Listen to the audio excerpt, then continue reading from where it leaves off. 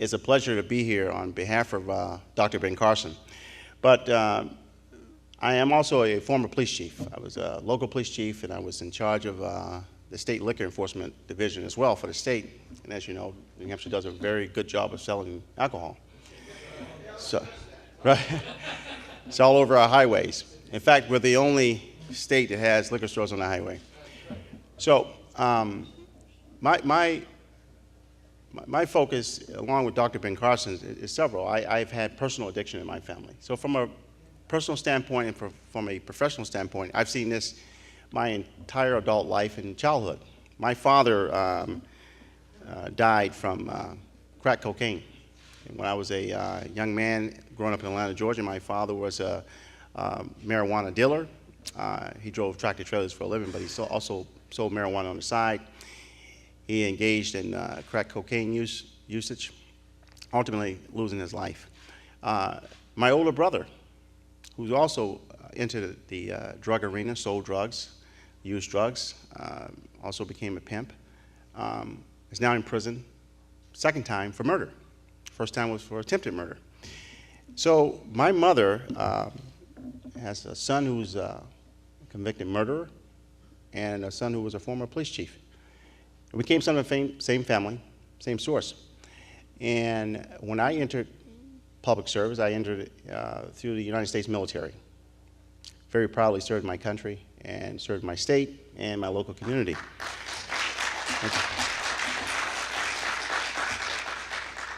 And I have to say, after listening to some of the comments today and being with Dr. Ben Carson, one of the things that we lack in leadership is moral courage. You know, and it's very disappointing, to say the least, that we have people seem to care about those who suffer some substance abuse, those who suffer from mental illness, only at the time when they're running. Right?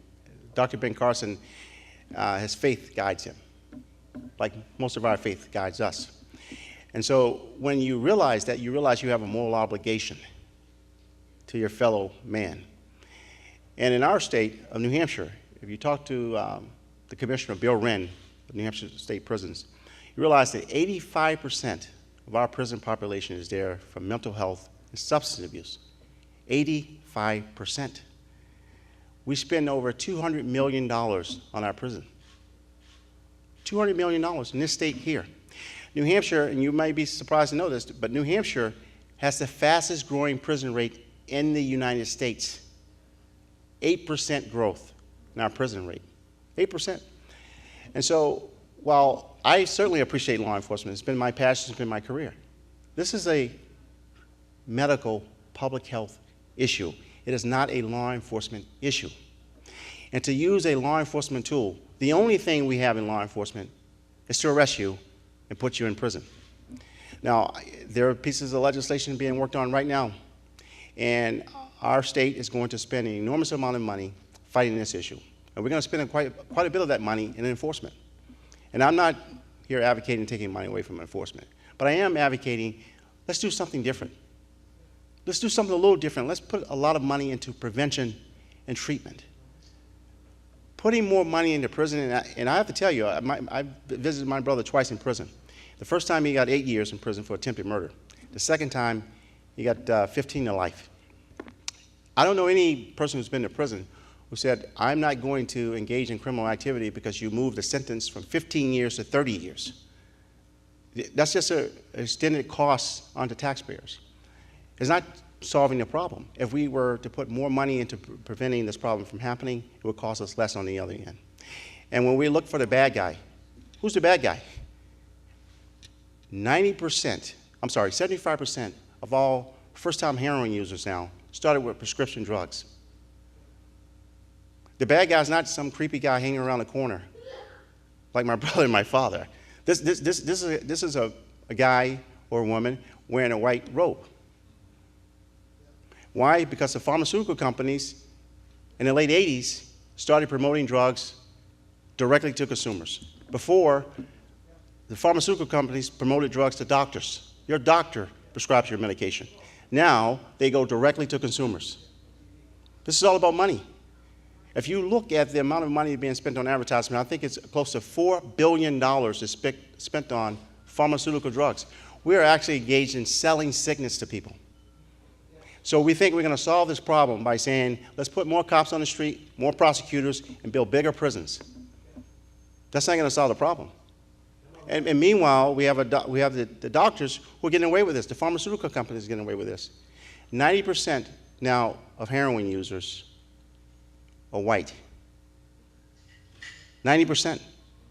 Young white men and women aged 23 average age 23. We are just starting to destroy our youth, our children. And shame on us.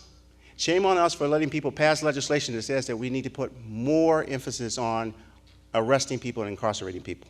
I don't think we should let people not, advocate for not holding you accountable for your actions. You should be held accountable for your actions. But we should be smarter about this. I picked up a Life magazine from 1970. And heroin, it was a heroin epidemic in New York City, 2 grams a day, 1970. You know what their approach was to resolve the issue there? Let's arrest more people. This is about prevention and treatment. And when people say, let's take away the stigma, most people are embarrassed to say that. Most people are embarrassed to say they have a drug addiction, they have a substance abuse problem. I talk about this because it's personal to me. I talk about it because it was my profession. And I can tell you, as someone who has enforced liquor laws in our state, I was also what they call a DRE, which is a drug recognition expert. I trained other police officers to detect drugs when people are under the influence of those drugs. I advocated for prevention my entire professional life. Let's put more money there. The State Liquor Commission in this state spends close to $3 million on advertisement. Or something you have no other choice but go to the state to buy it. So we spend $3 million on that. We spend about roughly $100,000 on prevention.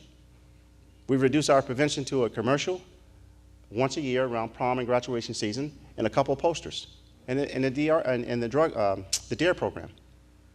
That's not prevention. Not when you're up against $4 billion in advertisement. It's not prevention. So it's no wonder we keep having the same problems.